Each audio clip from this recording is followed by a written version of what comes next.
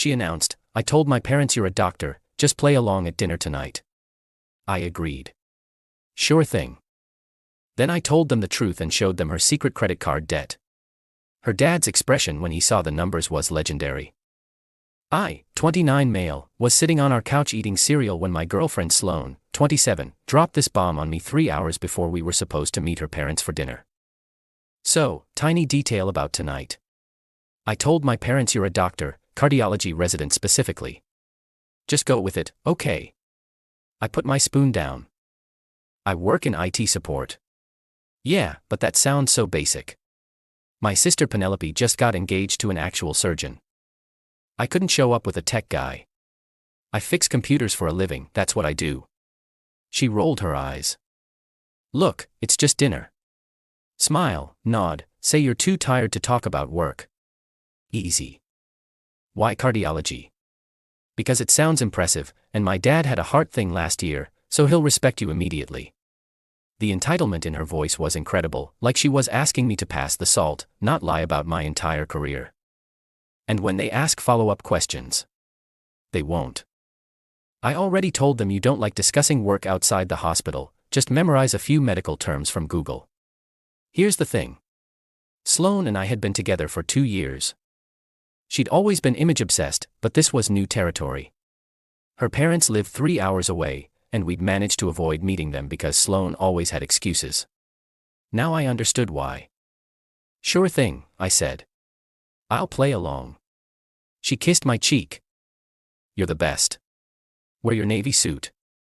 It looks more doctoral. While she got ready, I did some preparation of my own.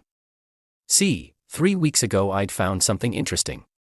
Sloane had been getting packages almost daily. Designer shoes, bags, clothes. When I asked about it, she said her side hustle was taking off. She didn't have a side hustle. She had 5 credit cards I didn't know about. I discovered this when one of the statements came to our apartment by mistake. $7,800 balance. 29% APR, minimum payment 3 months overdue. A little digging revealed the rest. Total debt, $31,000. The kicker? Her parents were wealthy. Like, stupid wealthy. Her dad owns a chain of medical supply companies. They'd been financially supporting her while she pursued her passion. She sold essential oils to her Instagram followers. Total monthly income, maybe $200. They paid her rent. Her car payment. Her insurance. They thought she was building her empire and just needed time to become profitable. So I printed everything. All 5 statements. Her actual income reports from her MLM showing she'd lost money most months. Everything went into a folder in my laptop bag. Dinner was at some bougie steakhouse. Her parents, Gregory and Eloise, looked exactly how you'd expect. Him in a Rolex, her dripping in diamonds. Penelope was there with her surgeon fiancé, Nolan. Dude immediately started talking about his recent fascinating arterial bypass and looking at me expectantly. Must be nice having someone who understands the medical field, he said. Absolutely, I smiled. Gregory leaned forward. Sloane says you're in cardiology. Where did you do your undergrad?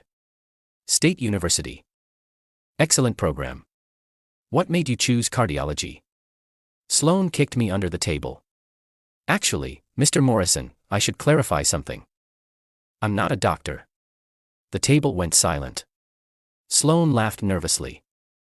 He's being modest. Tell them about your residency, babe. I work in IT support. I fix computers and reset passwords. Sloane asked me to lie about it 3 hours ago. Gregory's fork stopped halfway to his mouth. Eloise's smile froze. Penelope actually gasped. Is this a joke? Gregory asked. No joke. I have my business card right here. I pulled it out. Desktop support specialist. Been doing it for 6 years. Good honest work. Sloane's face went from red to white to red again. We should go. Actually, since we're being honest, I continued, pulling out my laptop. There's something else you should know. You've been very generous with Sloane, supporting her while she builds her business. Of course, Eloise said slowly. She's shown such promise with her wellness brand. About that, I opened the folder and turned the screen toward them. These are her credit card statements. 5 cards. 31,000 in debt. And these are her actual business records. She's lost money 14 of the last 18 months. Gregory grabbed the laptop. His expression went from confused to shocked to furious as he scrolled. 31,000. Mostly designer goods and restaurant charges. I added helpfully. Sloane stood up so fast her chair tipped. You had no right to go through my things. The statement came to our apartment. You had it sent there instead of your parents' house. Wonder why? Penelope was reading over her dad's shoulder. Oh my God, Sloane. $1,200 at a single makeup store. This is financial abuse, Sloane screeched. He's trying to control me. By showing your parents your debt while they pay all your bills. Gregory's voice was deadly quiet. Sloane Marie Morrison. We give you $4,000 a month. Everyone at nearby tables was staring now. I have expenses. What expenses? We pay your rent. Eloise's composed facade cracked. You wouldn't understand the pressure I'm under to maintain an image for my brand, Nolan. The surgeon actually laughed. Your brand, you sell pyramid scheme oils. It's network marketing, Sloane screamed. It's fraud, Gregory said, still scrolling. You've been defrauding us. We thought we were investing in your future. Sloane turned to me, tears streaming. How could you do this to me? How could you ask me to lie about my entire life because you're embarrassed of what I do for a living? It's embarrassing. The entire restaurant was watching now. The manager was hovering, clearly debating intervention. You know what's embarrassing? I stood up. Dating someone for 2 years who's ashamed of you.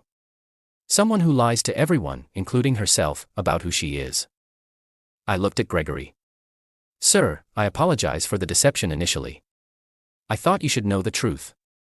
He nodded slowly. Thank you. This is enlightening. I left. Sloane tried to follow me to the parking lot, screaming about how I'd ruined everything and her family would never look at her the same. That's the point, I said, getting in my car.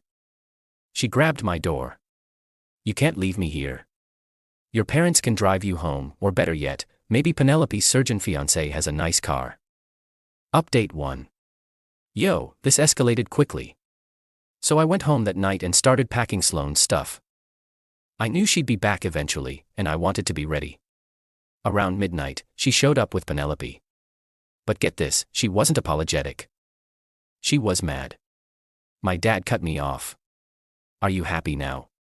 Actually, yeah, pretty happy. Penelope tried to play mediator. Look, what Sloane did was wrong, but exposing her like that was cruel. Was it more or less cruel than making me pretend to be a doctor because she's embarrassed of my job? That's different.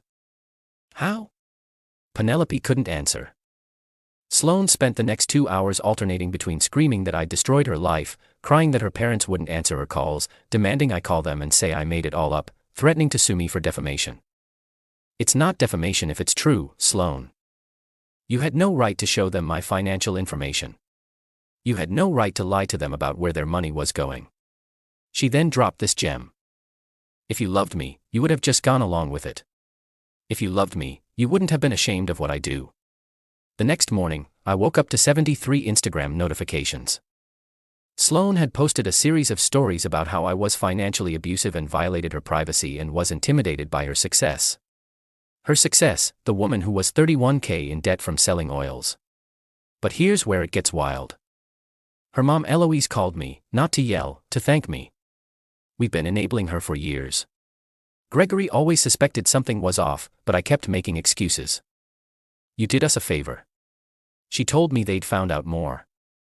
Sloane had been telling different lies to different people, told her aunt she was in law school, told her cousins she owned a boutique, told her high school friends she was a pharmaceutical rep. Had a whole fake LinkedIn profile as a wellness executive. The debt was just the tip of the iceberg. She'd been living in a complete fantasy world, funded by her parents. We're making her move home. She needs to get a real job and pay off her own debt. Good luck with that. Can I ask you something? Did you really care for her? I did, before I realized she was ashamed of me. Eloise sighed. She wasn't ashamed of you. She's ashamed of herself. You were just collateral damage. That hit different, not gonna lie. But Sloane wasn't done. Oh no. She escalated to DEFCON 1. She called my work, told my boss I was emotionally unstable and had violated her privacy, and she was concerned about client data security. My boss, Jerome, called me in. So, your ex-girlfriend called. Ex being the operative word. She says you hacked into her financial accounts. I didn't hack anything. A paper statement came to our shared apartment. She's threatening to report us to someone. She wasn't clear on who. She's spiraling because I told her parents she's been lying to them. Jerome actually laughed. Is she the one who told everyone you were a doctor? Word had gotten around the office after I'd vented to a coworker. That's the one. Yeah, we're not worried about her complaints. But maybe change your locks. Already done, my guy. Already done. Update 2. The entitlement reached levels I didn't think were possible. So Sloane had been staying with Penelope since her parents insisted she move home, and she refused. Penelope's fiancé Nolan was not happy about this arrangement. He texted me. Dude, she's turned our apartment into her temporary headquarters for rebuilding her empire. She's done 12 Instagram live videos about overcoming adversity. In our bedroom, while we're trying to sleep. But that's not even the wildest part. Sloane decided that the solution to her problems was to become a life coach. No certification, no training, just vibes and audacity. She created a whole website, From Ashes to Achievement, Let Sloane Morrison Guide Your Journey.